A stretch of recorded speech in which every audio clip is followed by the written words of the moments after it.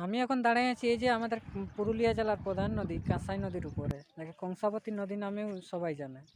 এই নদীটা দুটা নদীর মিলিত প্রবাহের সৃষ্টি।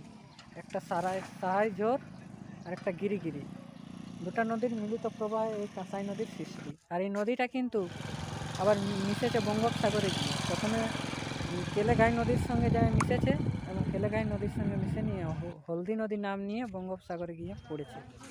আর এটা কিন্তু আমাদের পশ্চিমবঙ্গের পশ্চিমের কিন্তু প্রধান নদী। পশ্চিমবঙ্গের পশ্চিমের প্রধান নদী আর কি না, এই নদীর উপরেই আমাদের কি না মুকুটমণিপুর ড্যামটা অবস্থিত। এই আমাদের কাঁসাই নদীর উপরেই মুকুটমণিপুর ড্যামটা অবস্থিত হয়েছে।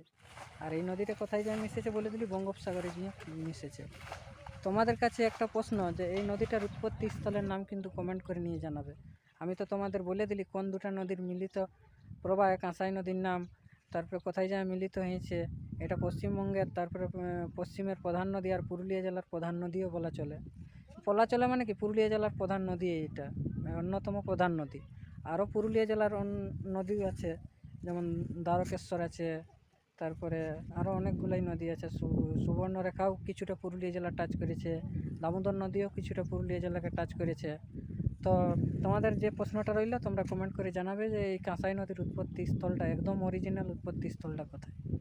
ধন্যবাদ।